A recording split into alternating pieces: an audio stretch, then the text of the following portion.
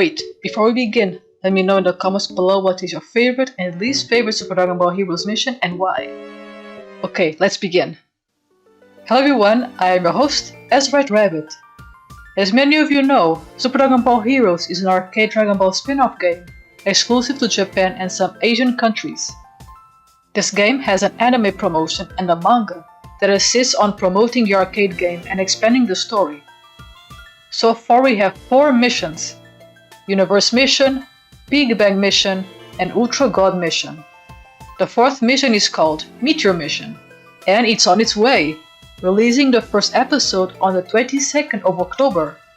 And of course, I will be reacting to it when it airs. With these many missions, there's bound to have some that are better than others. However, nobody prepared me for the immense disappointment that this one mission caused me. And hopefully, Meteor Mission won't follow its footsteps.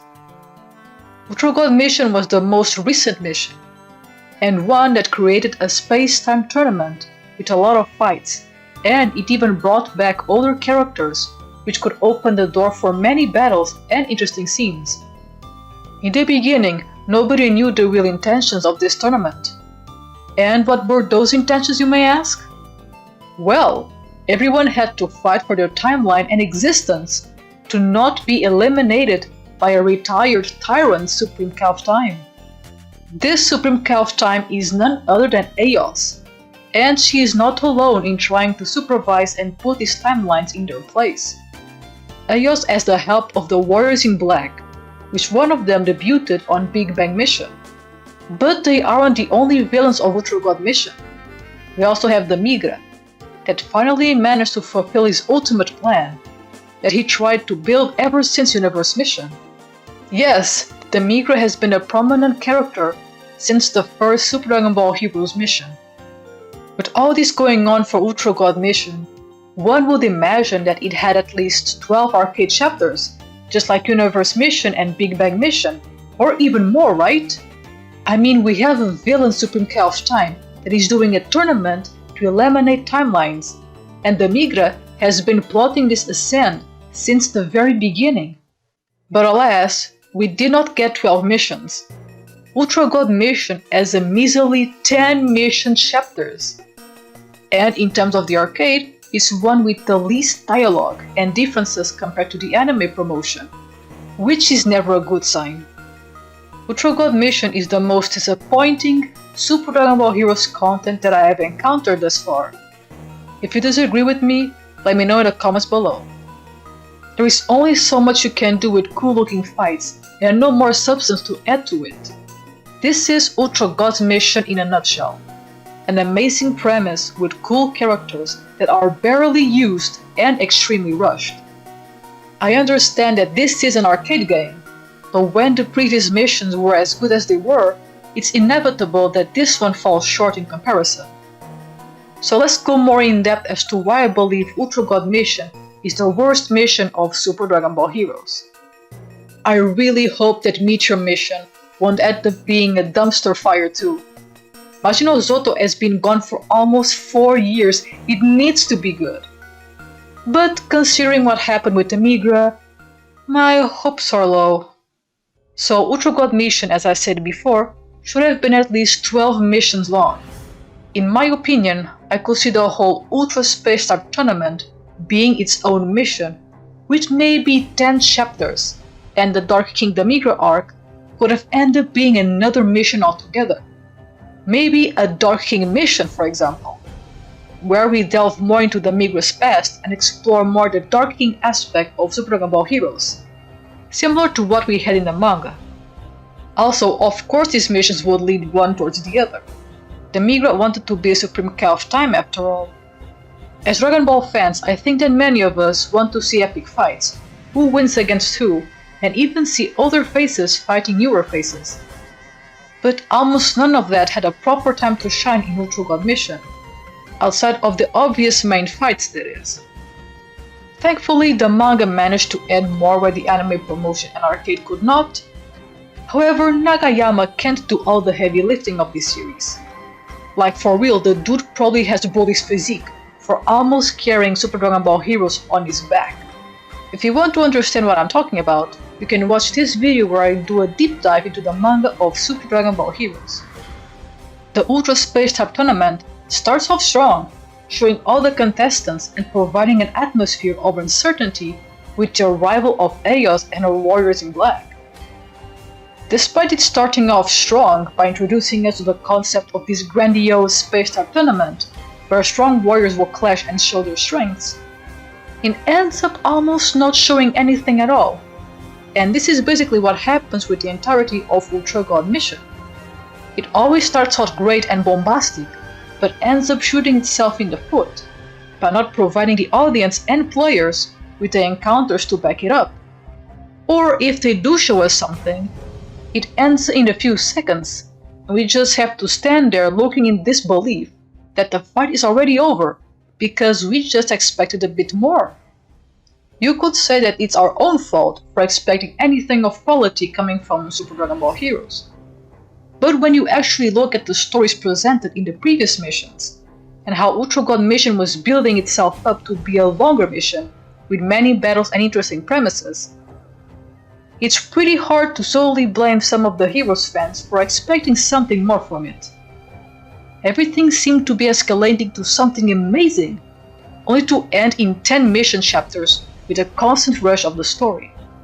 The only interesting thing that they kept consistent was Goku's desire to fight Xeno Goku later, which ended up happening in the last mission of Ultra God Mission.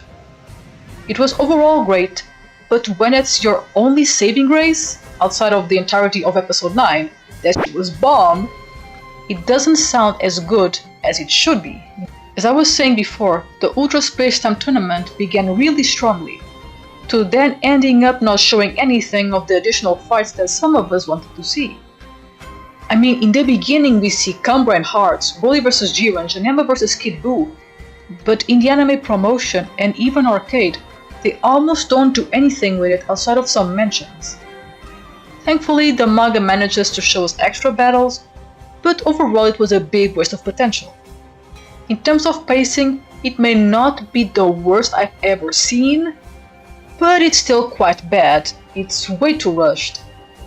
Thankfully, with the quickly increasing stakes caused by the Warriors in Black, it helped us forget about the rushed pacing for a bit. We were more focused on discovering that if the characters lost, their whole universe would be erased. And of course, this escalates the tension even further, creating a strong desire to defeat Aeos and stop the continuation of this erasure. Everyone had the task to fight and win against the remaining universes, while also having to worry about the newly introduced Warriors in Black that awesomely revealed themselves as being characters from other timelines and universes that agreed to work with Aeos to create the ultimate timeline.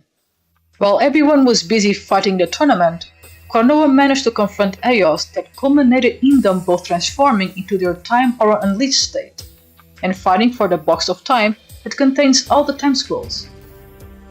However, as per usual, these battles don't last long, despite the amazing clash of ideals.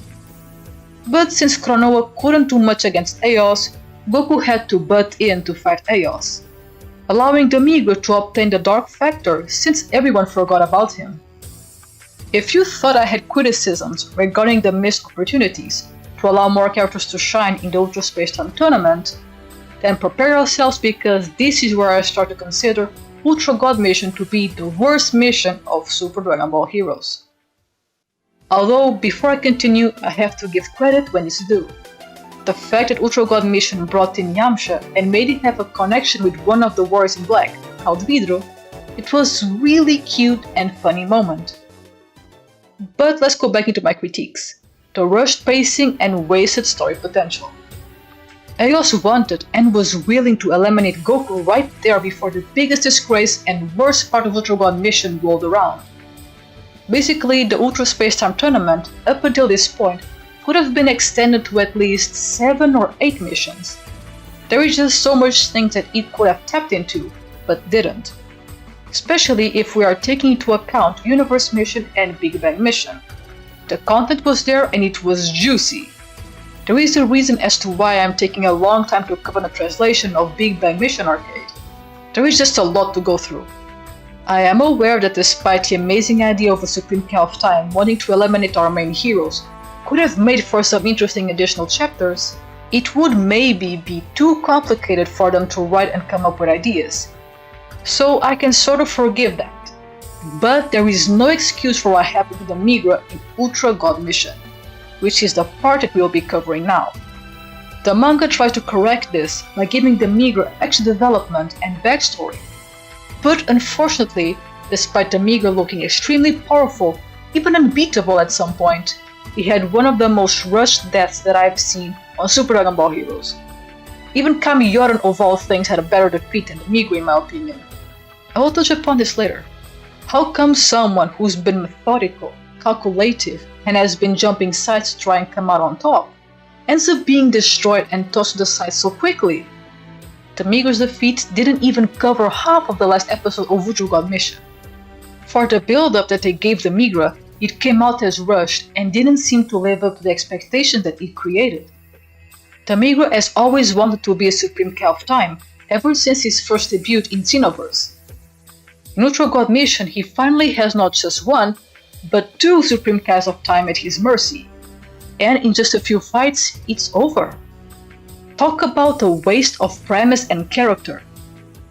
In Super Dragon Ball Heroes, he has the assist of Robelu and Chamel in the manga. How come they almost seem to not do anything? What about the fighters that Demigra empowered with his new power? We mostly just see Xeno Omega Shenron and Broly having a big fight. I would have loved to see more screenshots of how each fight went at least. They didn't have to animate it for me to be satisfied.